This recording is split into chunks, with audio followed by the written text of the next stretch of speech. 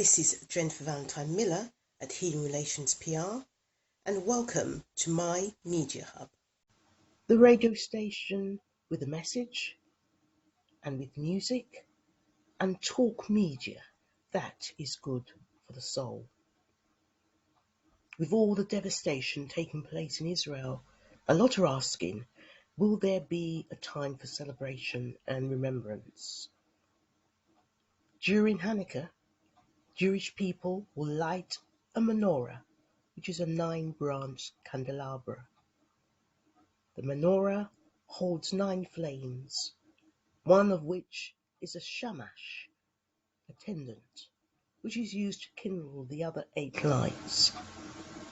On the first night, just 1 flame is lit. On the second night, an additional flame is lit, and so on. By the 8th night of Hanukkah, all 8 lights are alight, a light for hope. The current issue and financial situation leaves many in society thinking, is it just them going through this repetitive turmoil of being in financial destitute? But have you spared a thought for the businesses who also have to look after us as well as their own finances? Finance is often perceived as a business discipline most far removed from spirituality and religion. Based on press coverage of the recent financial crisis and regularly occurring scams and scandals, when many people think of the finance that they are likely to think of is ruthless and ethically dubious financiers ready to take advantage of the uninformed.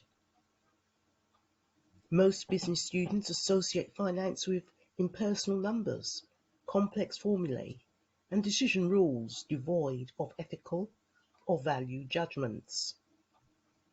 However, this review of the interaction of finance and religion shows that not only has there been a long historical relationship between the two, but religion continues to influence financial decision-making in the modern world.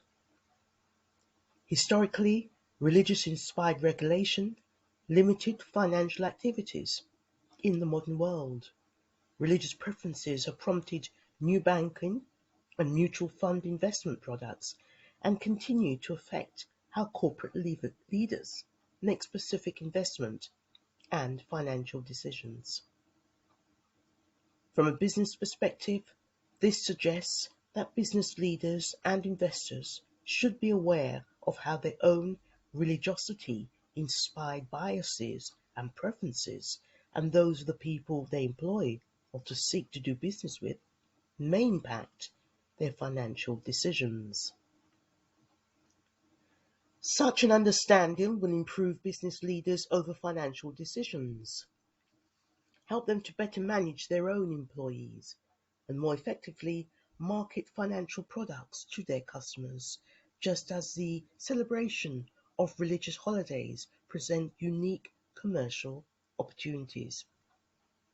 And this is an awareness of the preferences of potential customers, allowing business leaders to develop specific financial products targeted to religious customers to the benefit of both the bottom line and their new customers. The Bible contains several references prohibiting the practice of usury, a term commonly used to describe the lending money for interest. Biblical examples of prohibiting usury include generally in Ezekiel 18:13. It says, if he has exacted usury, he shall not live. And one that is specifically directed to the poor can be found in Leviticus 25:36 and 37. And to members of one's own community, there is Deuteronomy 23:20-21. More interesting to the general practitioner than debates over proper interpretation of these restrictions is Lewison's inquiry, which has a description of how the limitations on on lending for interest were historically based on biblical grounds. From the Council of Nicaea in 325 CE, the then Papal Catholic Church implemented various restrictions on charging interest until it was universally prohibited throughout the Christendom in 1139, and the Church was accepted lending money at moderate rates of interest in the 19th century, perhaps partly reflecting the increasingly sophisticated post-Renaissance market economy. The non-Catholic nations and secular powers in Europe were more open to the practice of charging interest on loans. These protestations instead relegated the level of interest that could be charged, effectively redefining usury as charging excessive levels of interest. In Holland, their interest is up to 12% on commercial loans, and it was in 1540 in England under Henry VIII, which allowed interest to go up 10% on all loans, to 1545, though it was quickly reversed and not revived until 1571 under Queen Elizabeth I. So nowadays, it is inconceivable that financial relegations in liberal democratic states might be based on religious scripture. The US Consumer Guide proposed that the rules to limit modern-day versions of usury, for example payday and auto title loans, describes a high annual percentage interest rates of up to 390%, but justifies that the proposed rules as a means of preventing debt traps for the financial vulnerable. Consumers now are raising many religious concerns and asking why it is allowed. The current US tax code actually encourages both businesses and individuals to take on interest-bearing debt by making some interest payments tax deductible. The decline of biblical authority in regulating finance in the modern economy is not surprising. The opportunity for today's business leaders is to recognize that the greater freedom offered by secular laws also brings the opportunity to offer specialized products to customers who still want financial products consistent with their faith. For example, from 1963 to 1976, there was a demand from devout Muslims, which resulted in the emergence of modern banks operating in accordance to Islamic principles. Islamic banking is now a huge market with an estimated $2 trillion of assets managed by Islamic banks. The Quran also forbids interest and usury. Depositors at Islamic banks therefore do not earn interest, but instead receive a share of the return from the bank's investment of their deposit. So a home mortgage is also structured differently. In cases like this, the bank generally buys a house, and the consumer then buys a house from the bank in installments, which total more than the bank's original purchase price. The economic outcomes for such banks in the Middle East and its customers may differ little from those of traditional interest-bearing products. Further differentiating feature with religious motivation involves investing in industries which the religion might find as sinful, such as eating pork products, drinking alcohol, and gambling. There are many sort of attitudes that take place within Christian households. Theorists can use data from the DNB household survey of about 2,000 households in Europe over a period of 1995 to 2008 to investigate whether religiosity impacts households' finance, they find that there are indeed differences in the economic attitudes and financial decisions of religious and non-religious households, and that there are further differences between, let's say, the Catholic household and the evangelical household. In particular, religious households are found to be more likely to save than non-religious households, and Christian households are less likely to invest in stocks than it would do in a non-Christian household. There are authors who make no claims as to the causality of this, because it's impossible that the sort of people to be prone to thrift and saving are more likely to be religious, or that financial and religious attitudes are both learned from parents. The authors also acknowledge that the associations they observe in Europe may not be applicable to other countries, even if it cannot be claimed that religiosity directly impacts household financial decisions. The association between the two is both significant and commercially useful. Banks may become more profitable either by offering specific savings and investment products which reflect the different attitudes to risk and saving different types of households, or by adjusting their marketing and communication efforts for their existing products to help overcome different types of household aversions or risk to their savings. People do not just make decisions about their own household finances. Corporate leaders also make financial investment decisions on behalf of their shareholders, and it is already acknowledged that CEOs have a direct impact on their firm's decisions and profitability. A paper tests whether a CEO's religious affiliation affects a firm's corporate decisions. In particular, they look at capital structure, diversification, and investments. The CEOs in the sample of overwhelming as a Christian, 73%. The paper looks exclusively at the differences in the decisions of firms managed by Christian CEOs, which is 41%, and non-Christian CEOs, which is 30%. And the study suggests that relative to firms led by Christian CEOs and firms led by the stagnant ruling of Catholicism, exhibit more conservative policies. They have less debt, diversify more, and invest less in capital. And the study also finds that firms' profitability is lower as a result.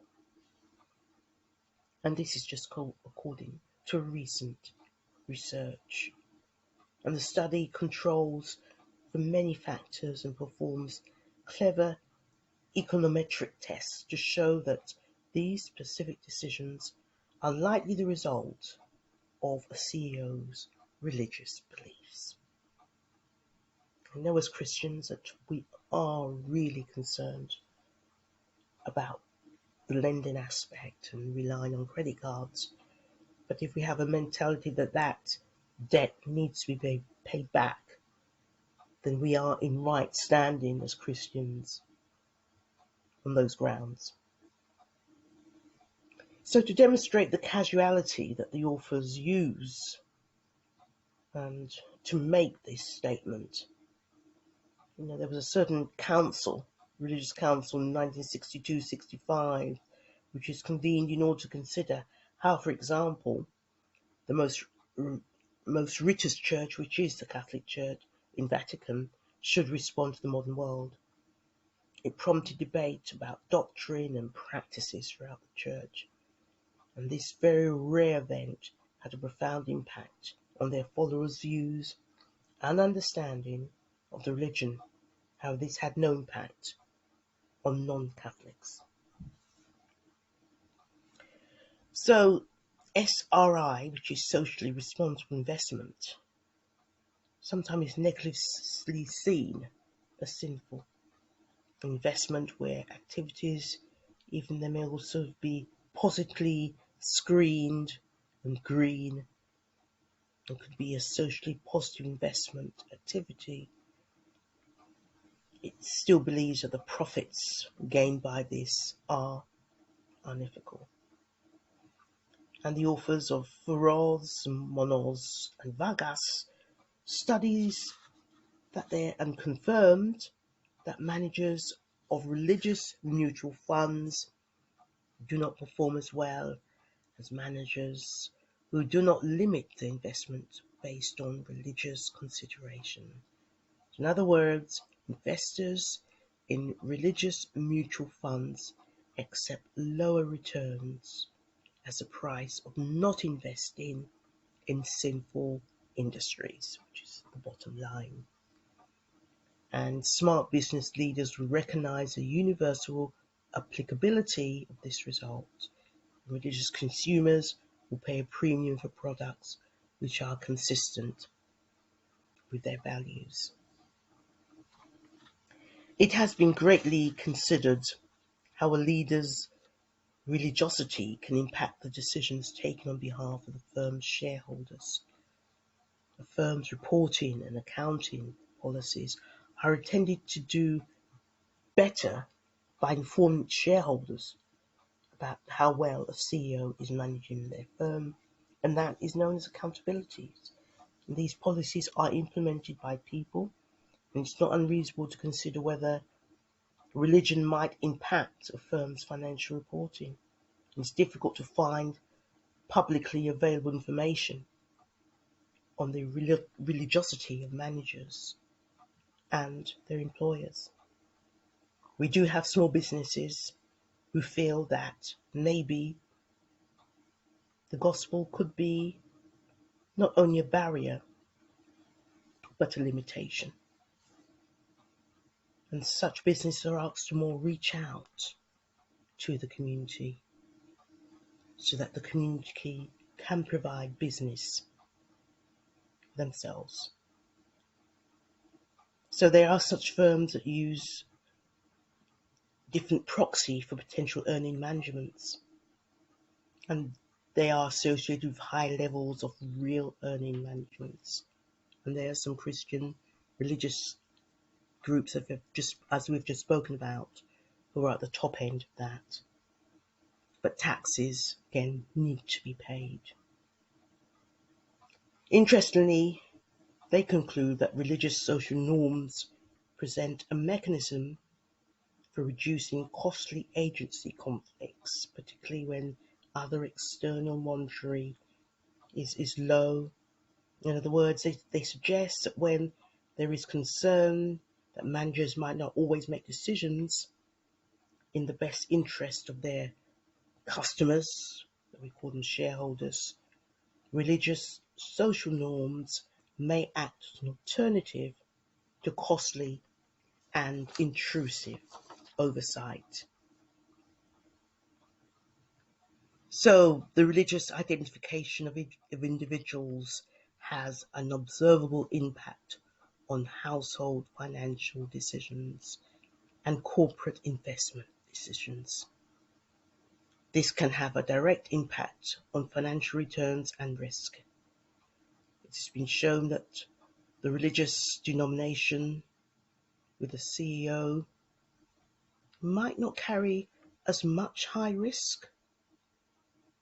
However, similarly, religious individuals voluntarily choose to invest in ethical mutual funds even though they yield lower returns. Lastly, it has been shown that religion can impact the accuracy of financial reports and potentially act as an effective means of keeping a firm's CEO simply honest.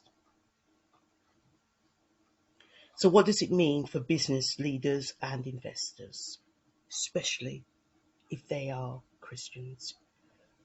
Firstly, they should be aware of their own religiously inspired biases and preferences, and those of their business partners, employees, and customers. Acknowledging such biases allows managers to consider whether they need to revise their decision or compensate for them, just as executive compensation is already used to alter managers' attitudes to risk and investment horizons. For example, to overcome managers' risk aversion or to encourage long-term investment. Managers and investors can appropriate and generate effective mechanisms to compensate for unwanted biases or promoted desired biases. Secondly, business practitioners must accept that their faith may impact the riskiness and the profitability of their investments. And lastly, and more positively, recognizing that there are many customers and potential customers with shared beliefs who should help managers to design profitable new products for these specific customers group. And it already exists because there is kosher food and halal food products. They may exist financially and banking products which can appeal to distinct faith-based customer groups. Alternatively, business leaders may consciously design more effective ways to market existing financial products based on the specific attitudes to risk and saving of customer groups. Thank you for listening to the Jennifer Valentine-Miller Show on PRZ FM 109.2. Until next time, wishing you a blessed week ahead.